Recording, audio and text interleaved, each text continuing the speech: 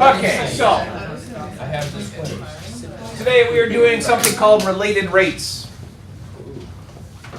And the nice thing about related rates is that it's very algorithmic. Do you understand the term algorithmic? Yeah? Okay, good. Anybody not understand the term algorithmic? Okay, good. Most people won't say that because when they see everybody else shaking their head, they feel like they're the only person that doesn't know, so you're just going to hide your head and let it go. For those of you that are hiding your heads and letting it go, it means that you do this, you do this, you do this, and then you get your answer. So I have a 9-step process to solving these problems. The nice thing about related rates also is that they're real-world examples, so it answers the old question, when am I ever going to use this? Well, I'm going to answer that question with a couple examples today. So you should be able to find the related rates. Yeah, I'm trying to use Keynote. It's, it's a Mac product, seeing what happens, and it makes that cool thing. So find a related rate. Well, obviously you have to learn what a related rate is first. Then we're going to talk about the 9-step approach, like I mentioned. And then, of course, you should be able to enjoy spicy food. Anybody not like spicy foods? Really? I mean, I'm not about to get like shredded pepper stuff. I'm not asking you to eat a ghost pepper. I'm just saying. Yeah, he did, and then he threw up. It was great. No, it was disgusting. That was sarcastic. There's a video.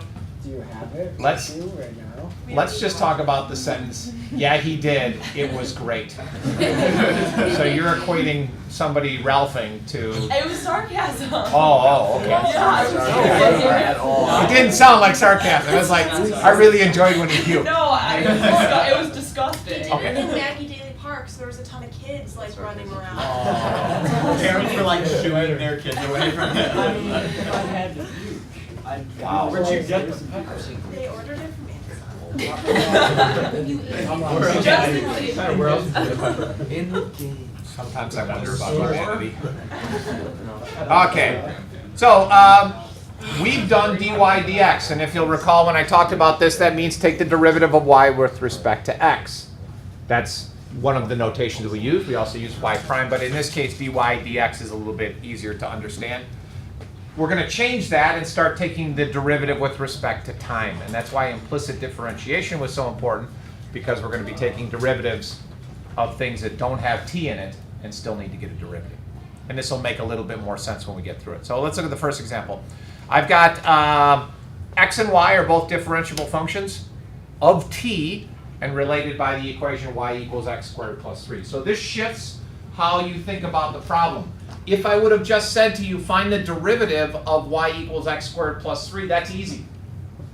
Hopefully you would get y prime equals 2x. Done, right?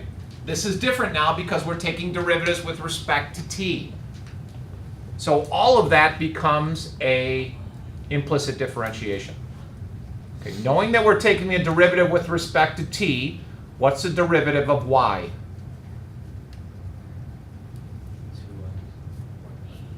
No, literally, what's the derivative of that term y? Yes. Implicit differentiation, we would have used y prime, but now we have to relate it to y, relate it to time. So instead of writing just y prime, we have to write it as dy dt. Okay, so, whoop, easy there. Okay, so to take the derivative of both sides with respect to t, since y is not t, then we take the derivative like we did with implicit differentiation. Take the derivative of y, which is 1, and tack on a dy dt. Whereas we would have tacked on a y prime, we tack on a dy dt. Taking the derivative of x squared. The derivative of x squared is just 2x, but we took derivative with respect to time, so you got to stick a dx dt on there. Derivative of 3 is just 0, so we forget about it.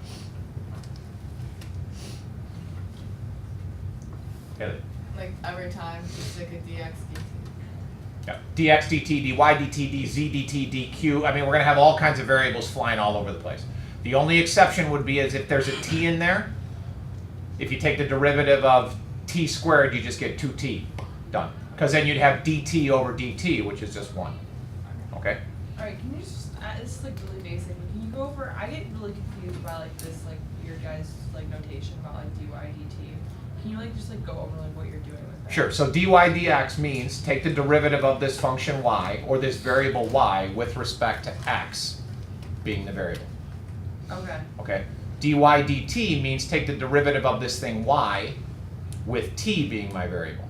Okay. Okay, so that's why the dy dt is here. I took the derivative of a thing with a y in it with respect to time. Over here, I took a derivative of a thing with an x in it with respect to time. Okay. Okay, any other questions before we move on? This is the most basic type, and this technically isn't really a related rates problem because we want things to tie into the real world. I'll explain that in a slide. How many unknowns in that final sentence, or final equation, I should say? How many? 2, 3, 1, 0, 7, 3. dy dt, x, and dx dt. And in order to solve that, I need to know 2 of the 3. You always need to know at least one less than the number. Well, what did they give us for given information? They know that x is 1. We can plug that in. And we know dx dt is 2. Plug that in. Then you can find dy dt. Not very exciting because we're not really tying that to anything. Well, who cares what dy dt is? Okay, but it's 4. All right, good. We're done. Pretty boring.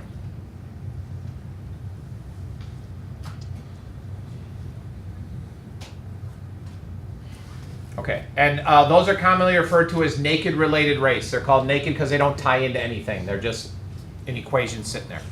We want to do some real world stuff. So we can talk about a whole bunch of different things with related rates. How fast does a liquid leak out of a container? We'll do a lot of automobile problems. 2 cars heading down the highway, heading into an intersection, how long till they collide? Falling ladders. You're on a ladder and the bottom of the ladder starts to slide out. How long till you hit the ground? A lot of death and destruction, but it is what it is. It happens. Okay. So we're going to start with the 9-step approach.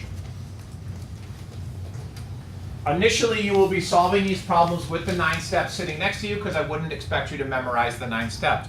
But as you practice more and more of these problems, this will become second nature to you. When we're going through these 9 steps, some of these steps aren't going to make any sense until you see them in action. Okay, so for now, just write it down. And you know it's important because it's in a blue rectangle. Number 1, draw a picture. If it's a real world problem, you should be able to draw a picture. And label the picture.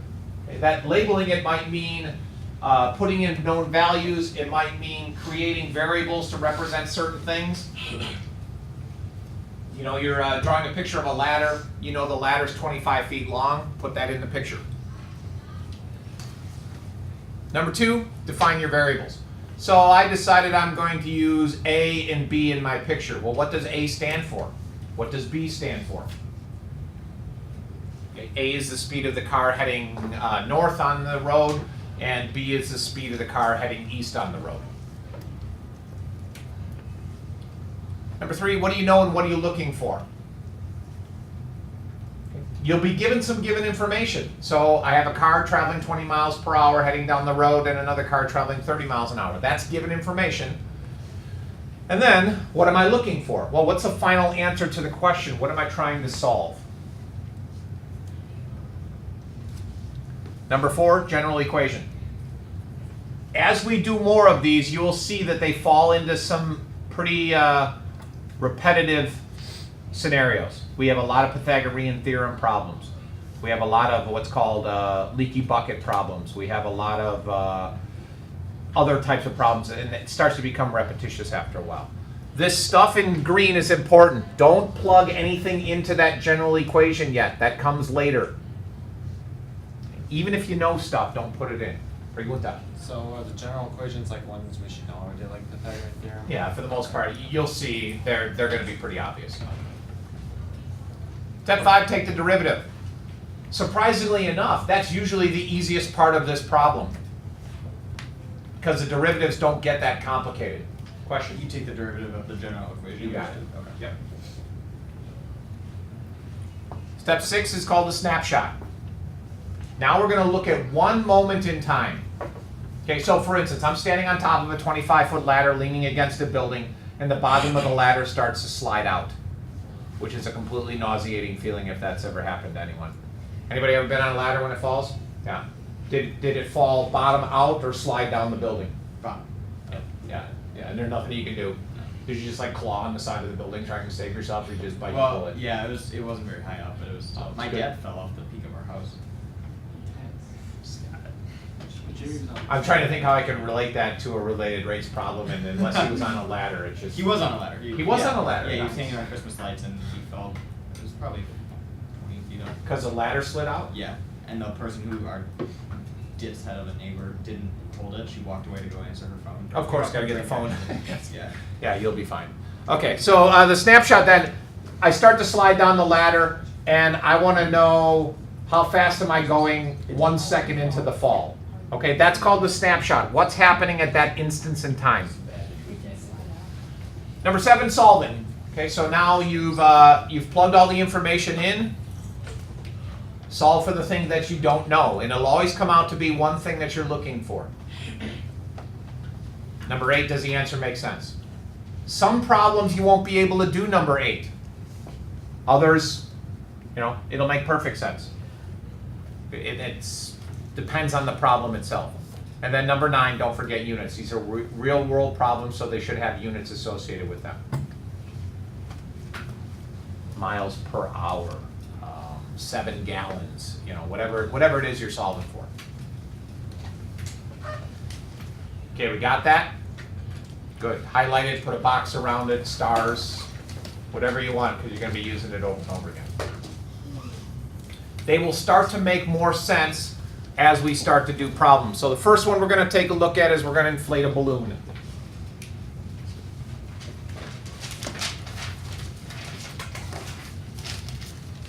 I know you can all read, but I'll read it to you just for giggles. Air is being pumped into a spherical balloon. That's a clue. It's a spherical balloon. We're not making balloon animals here. It's just a sphere. At the rate of 4.5 cubic feet per minute, find the rate of the change of the radius when the radius is 2 feet. Okay. Step 1 is? Draw a picture. Draw a picture. So what picture are you going to draw? You don't need to do this. What picture should you draw? Yeah. Oh, well, a sphere. Yeah. So circle, sphere, pretty much the same thing. Okay. Step 2. Define the variables. So what variables are we concerned about? Hold on, I think I got it here. Yeah, so draw a picture. There's my picture. So I did draw a circle because I didn't want to get fancy in my panties and do a sphere. 2 variables, radius and volume. Okay, because we're talking about filling a 3-dimensional figure, we have a volume. And the only thing that you can measure on a sphere for the most part is the radius. That should be a 2, shouldn't it? Oh, my numbers are off. All right, what do you know and what are we looking for? Now this is the tricky part. You have to go back and read the problem. What information are we given? Air is being pumped in a spherical balloon at a rate of 4.5 cubic feet per minute. That's my dV/dt. How much is the volume changing as time changes? Does that make sense? Okay, sometimes it'll help to think of dV/dt as delta V over delta t.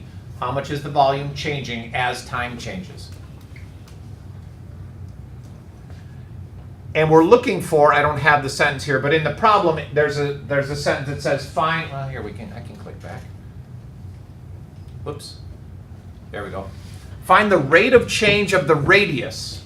Rate of change of the radius is dr dt when r equals 2. Okay, so draw a picture, find the variables. Right. This is what I know, dV/dt. This is what I'm solving for, dr dt. And when am I solving for dr dt? I'm solving for dr dt when the radius equals 2. Question? So, dr would be, how long it takes to get to 2 feet? Like, what exactly is dr/dt? Yeah, it's a rate of change. It's the change of the, how fast is the radius changing when, Okay, so it's like velocity. right? So think about,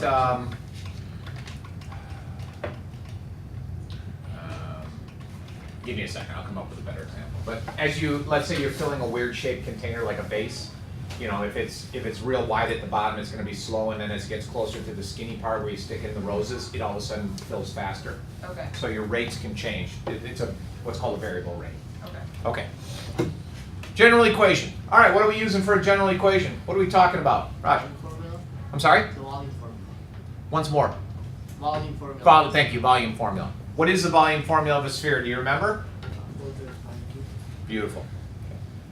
Now here's the good thing about these types of problems. 99% of the time, they don't expect you to remember the geometric formulas. They'll give it to you. So if this were an AP question, they would tell you that the volume of a sphere is 4/3 pi r cubed. That's my general equation. I haven't plugged anything into that. I just have a general equation. We good so far? Take a breather, make sure everybody understands what's going on before I change the slide. Okay, good. I think we're on step 5, right? Okay. My numbers are off again. There we go. Step 5. Take the derivative. Okay, what's my variable in that? Well, I did it already. Okay, good job, Brady. V equals 4/3 pi r cubed. My variable is t. Therefore, when I take the derivative of v, the derivative of v is 1. But because I took a derivative with respect to t, I get dv dt. Okay, so let me cover that up. Is everybody okay with that side of the equation? All right, good. Other side of the equation, I'm just taking the derivative of r, so I bring the 3 down, which cancels with the 4/3. And then since I took a derivative with respect to of r with respect to t, I have to stick a dr dt on the end of that. Are you always going to have to do that? Pretty much, yeah. Because seldomly, if ever, will you take a derivative with a t in it. So you'll always have a dv dt, a dr dt, a dq dt, a dA dt, whatever it is you're dealing with. Jimmy? Could you also write it as 4 pi r squared r prime? No. No. Because r prime implies that there's a dx on the bottom. Oh, instead of the dt. Because Correct. Yeah, we're working with dt's now. Step 6 is what? Snapshot. Okay, so now we're looking at an instance in time. When is that instance in time? That instance in time is when r equals 2. Okay, and again, notice I didn't plug anything in yet. Now, until I get to the snapshot, when r equals 2, I know 2 things. I know the radius is 2, and I know the dv dt, the change in the volume, is 4.5. 1, 2, 3 variables. I need to know 2 of them. I know that, and I know that. Plug and chug, solve. Okay, so go ahead. Put in 4.5 for dv dt, put in 2 for r, solve for dr dt.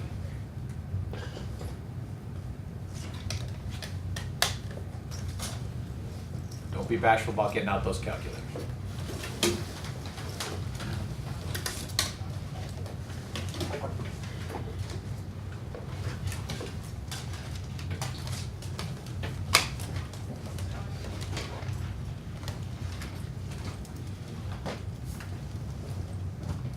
And this is a real world problem, so we don't really want an answer in terms of pi, so you can multiply or divide the pi through there.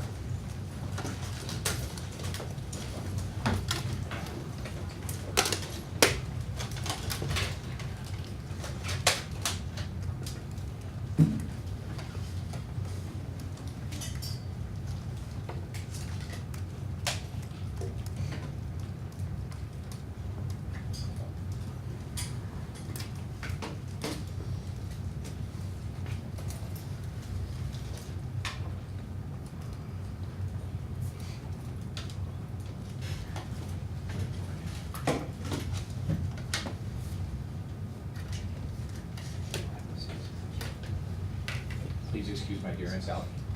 Yep.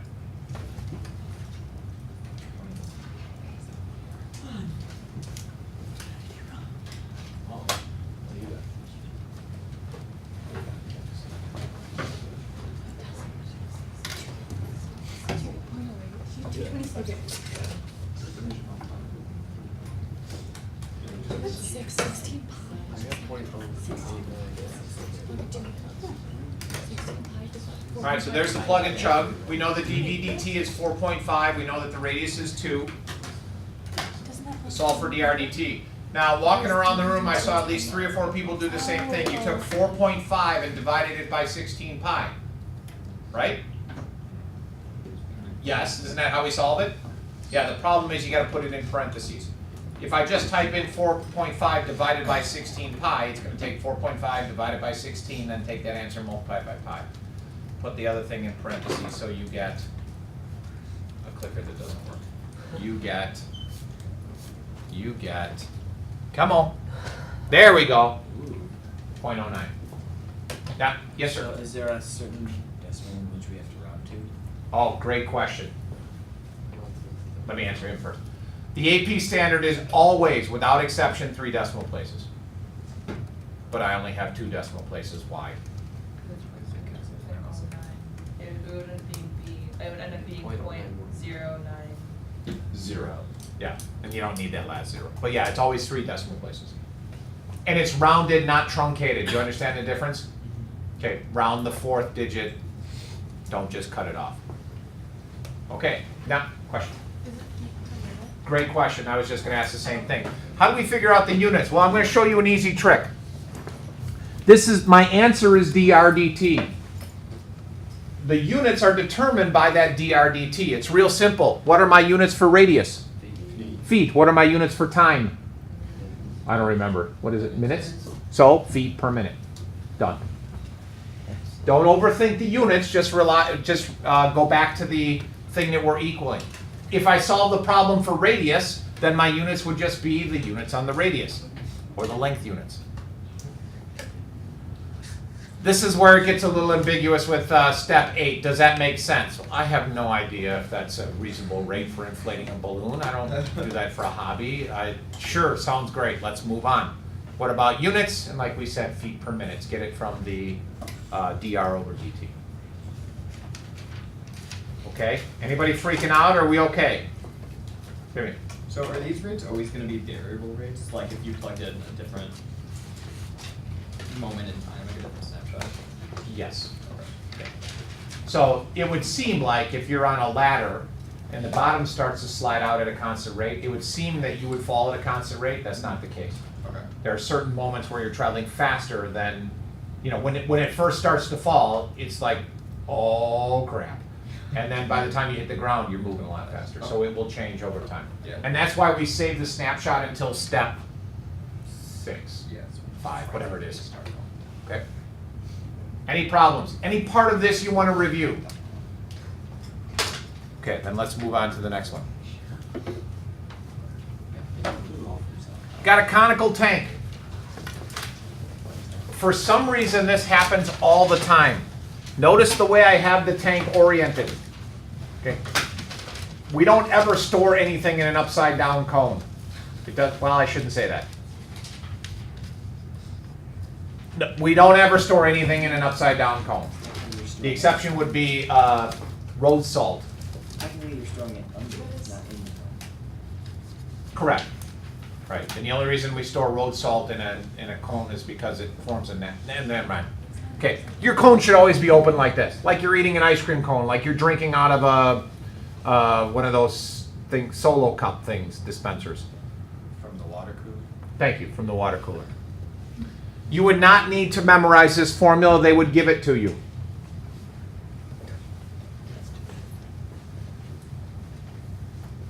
This seems like a similar problem. It's not. We've got water leaking out of a cone, and we're going to do some calculations about this.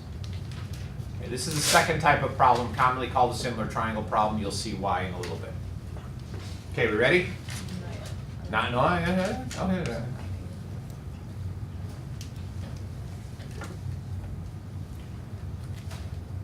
Notice, unlike the sphere, now we have 3 things to worry about. We've got volume, we've got radius, and we've got height. And that could be a problem.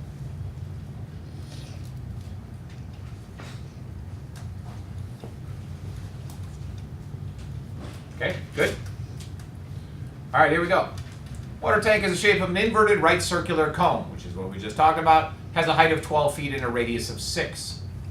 If water is being pumped into the tank at a rate of 10 gallons per minute, approximate the rate at which the water level is rising when the depth is 3 feet deep.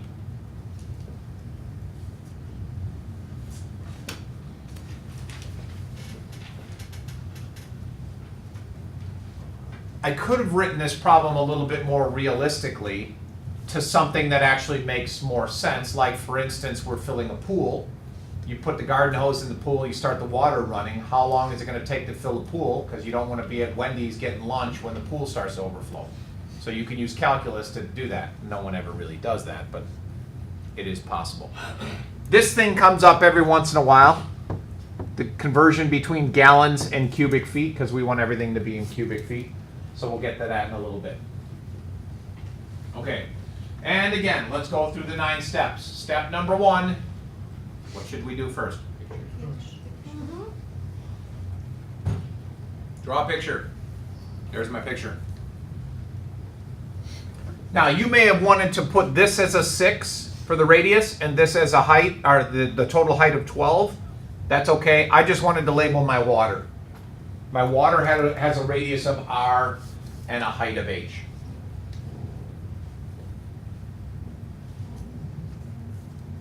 Step 2 is,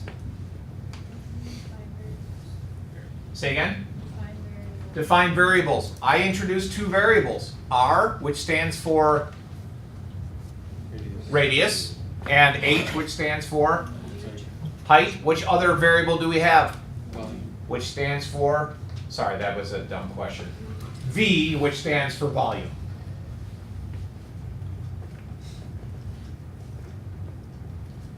Oh, I don't have my V in there, sorry. Okay, so step 1, step 2, step 3. What do we know? What are we looking for? I know the dVdt is 10 gallons per minute, which we want to be in cubic feet, so I did the conversion to 1.337 cubic feet per minute. We're going to use that guy, not the 10 gallons per minute. And I want to know how fast is it going up when h equals 3. So what you should start to realize is that h equals 3 is actually going to be my snapshot later on.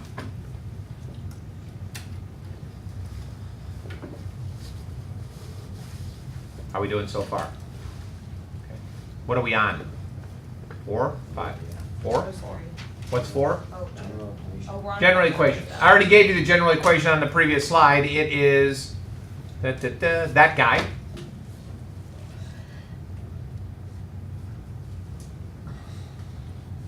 Okay, now here's where we have a breaking point. Step 5 is what? Find the derivative. Here's where we're going to take a sidebar. We can go ahead and find the derivative of this function. Let's do the easy part. What's the derivative of v? dv dt. Pi over 3 is just a constant, so that doesn't matter. What about that guy? Product rule. You want to do a product rule? Why? What's wrong with you? You really want to do a product rule? Do you have a trade? Because notice what's going to happen if we do a product rule. We're going to get a dr dt, we're going to get an r, we're going to get an h, and we're going to get dh dt. Too much information. Now you can do that. You can do a product rule, but I'm going to show you another way to get around that by doing similar triangles. Okay, that's what that all says. So let's look at this. A little bit of geometry for you. Question? Can we go back to 3, what we know and what we're trying to find? Sure. Whoops. dV dt is 1.337 cubic feet per minute, and dH dt is 3 feet. Okay.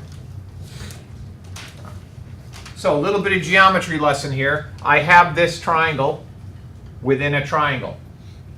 And so we can set up a similar triangle situation here where r is to h as 6 is to 12, or r is to 6 as h is to 12. However you want to set it up. Now, why do I care about that? It's going to allow me to eliminate one of the variables. If I can get rid of one of the variables, then I don't have to do a product rule. So I did that over here. The radius is to the height as the radius is to the height. And I get to that point. 12r is equal to 6h.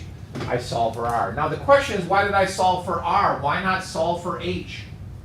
We need to find our h later. Beautiful. We got to find h later, so we want things to stay in terms of h.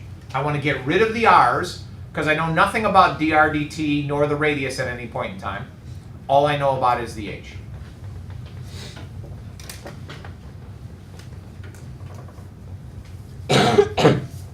Any questions so far? A little bit of geometry review for you. Now I can take that mess and put it into my original equation and get rid of all the r's. Which gets to that guy. Be careful with your math. You're squaring the whole thing.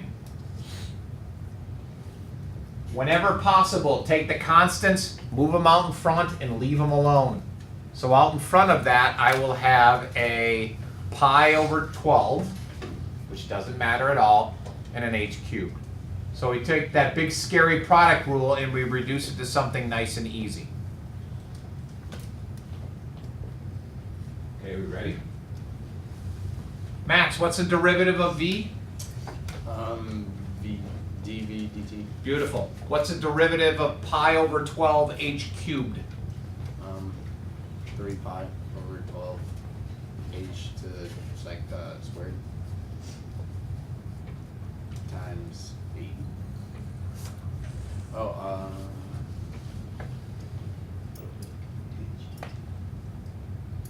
You want some help? a little bit. DH. Oh, yeah. dh dt, right, because we took a derivative of h with respect to time, which gets us to that guy. Okay, so I simplified the 3 pi over 12 to pi over 4 h squared dh dt. Didn't plug anything in there. None of the information from the problem. But now, I have to plug and chug. What's dv dt? Yeah, 1.337. We had to convert to cubic feet per minute. What's h? 3. What's dh dt? We don't know. That's what we're solving for. Did I go too fast there? Are we okay? So we get that.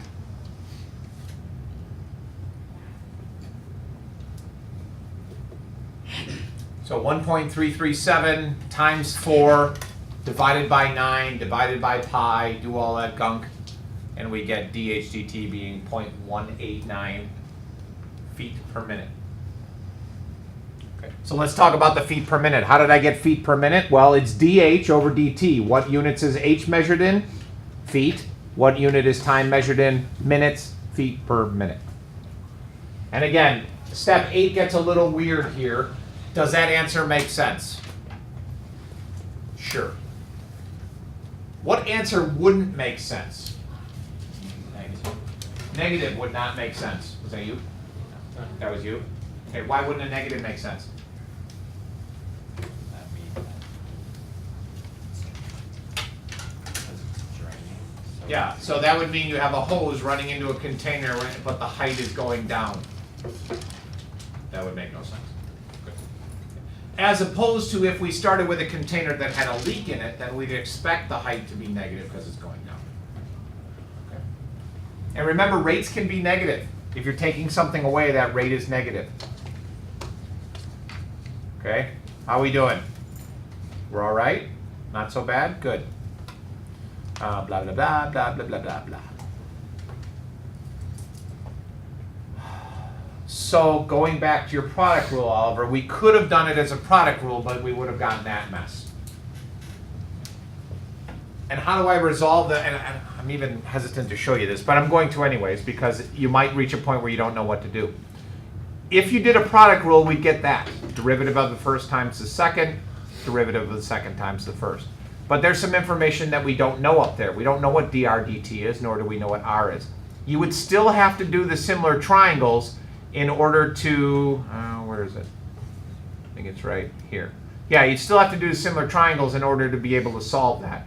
I prefer to do the similar triangles on the front end and get rid of the variables instead of having to deal with this whole mess. And then you substitute it in and blah, blah, blah. Okay, but it is possible to do it that way. It's just a little bit more work. Okay, new type of problem. So we did a straight up volume problem. We did a liquid filling a container problem. This one is a Pythagorean theorem problem. We're probably going to run out of time, but I'm just going to keep going until the bell rings. And we'll pick up where we left off on Monday.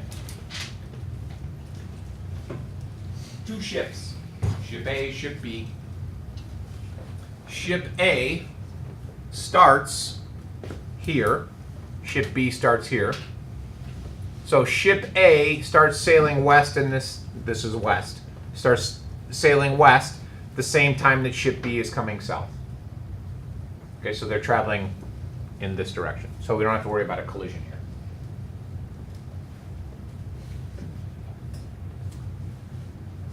And so since they started 25 miles apart, I labeled this distance as 25 and then created some variables. I called the distance that ship A traveled X, because it's horizontal, and I called the distance that ship B traveled Y, because it's vertical, and the distance between them is Z. Now you can call it whatever you want, I don't care. A, B, you know, the distance that A traveled, call it A. The distance that B traveled, call it B. The distance between them, D. It doesn't matter. Variables are completely irrelevant as long as you define those variables. This is the key to the problem. Notice the distance between B and A starting point is 25 minus Y. This pops up a lot. Since it started 25 miles away, travel the distance of Y, then the distance it has left to that point is 25 minus Y. And I kind of cheated by putting it down in the corner, but hopefully you realize that we have a Pythagorean theorem problem here because we have a right triangle. Okay, picture is drawn. I've got some variables in there. What does X stand for again?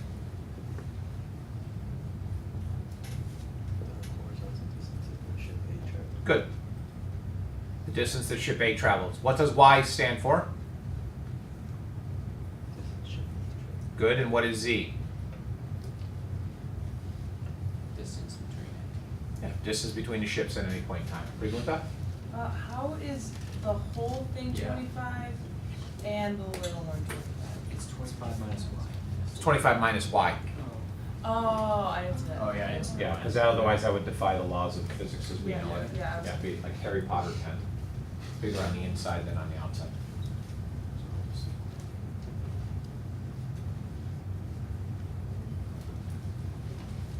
Okay, so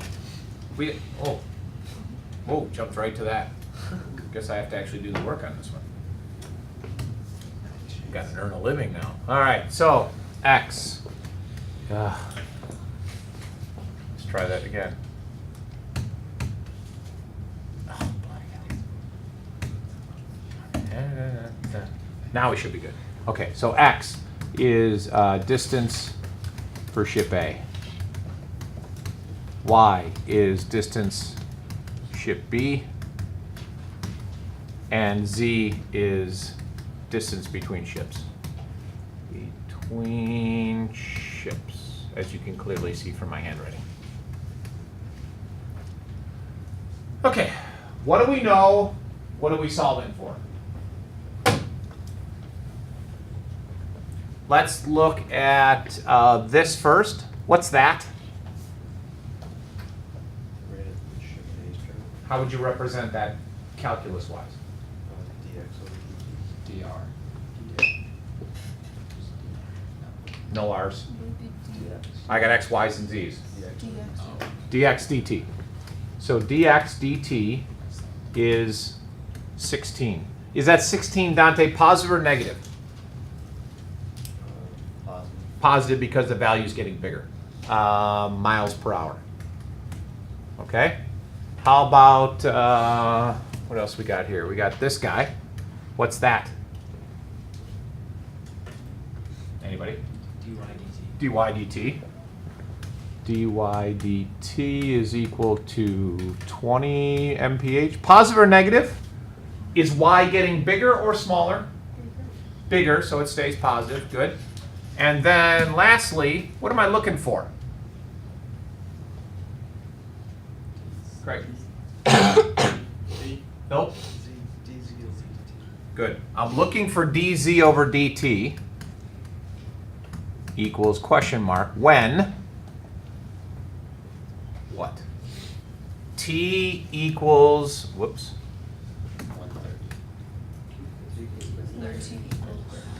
T equals 0.5. Good. Why 0.5, man? Because it's like in miles per hour. Good. Well, our units are hours. From 1 to 1:30 is a half hour. We're good to go. How we doing so far? Okay? Good. What's next? General equation. What's my general equation here? Close. I'll give you the x squared. X squared plus 25 minus y squared. Equals Z squared. z squared. Do not plug anything into the problem there because all of those things change over time.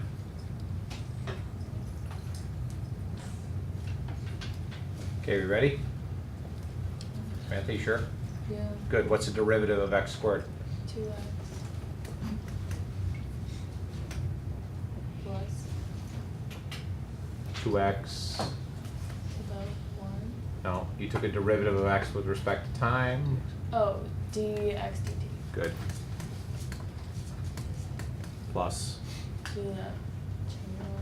Chain rule. Beautiful. Do I have to do it? You don't have to do anything. This is America. Fight the power right on. 2, and then 25 minus y, and then times y plus Mm-hmm. 2. Are you okay? Oh, I thought the same thing too, so I'm confused. Negative Negative 1. y Wait, hold on. Negative 1. Good. Where'd that negative 1 come from? the derivative Good. Derivative of the thing inside. Times. dy Perfect. dy dt. Almost there. Equals. 2z, and then dz dt. Okay, now the fun question. How many variables are in this equation? A lot. Good. Could you be more specific? 6. There are 6. How many of those 6 do we know?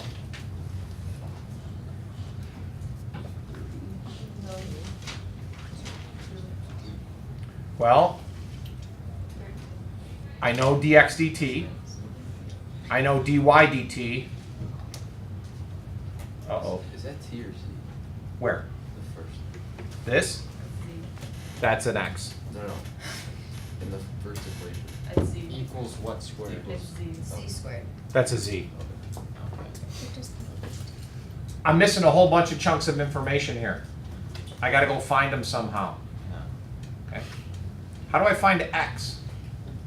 If you know that x has moved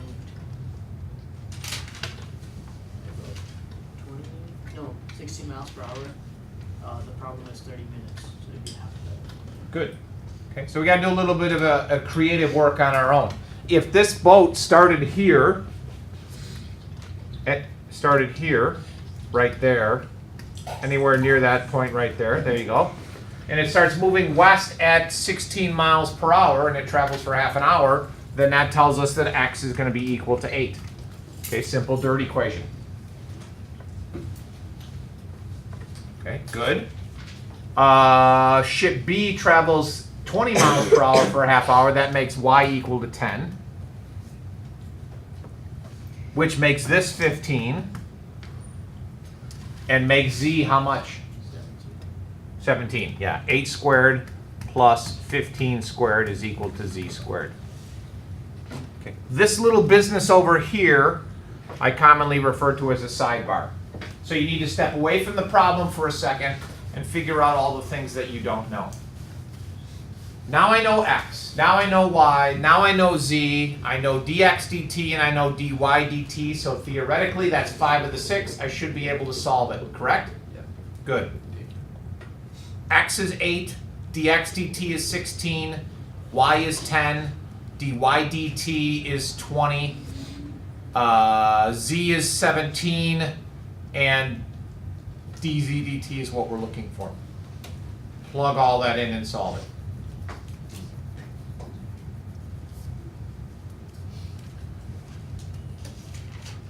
Okay, we're going to run out of time, so stop solving and let me ask you a couple more questions. Suppose I get a positive answer. What does that mean about z?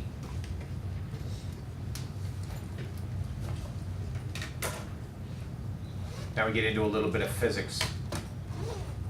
Distance between the two ships are getting bigger. Good. The distance between the ships is getting bigger. If I get a negative answer, that means the distance between the ships is getting closer. Okay, and that's possible if you think about it. If ship A is going very, very slow and ship B is going very fast, you can see that the distance is going to get smaller. However, if A is traveling faster and B is traveling slower, the distance is going to get bigger. So a negative answer doesn't necessarily mean a problem in this case. It could be positive or negative.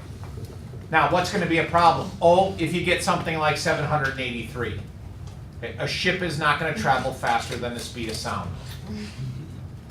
You laugh, but it's going to happen. Okay, I'm going to get all kinds of bizarre answers. So that little step 8 where it says, does the answer make sense? Take 2 seconds. If you get a speed that's faster than the speed of sound, you're probably doing something wrong. Question mark? Nope. Okay, we good?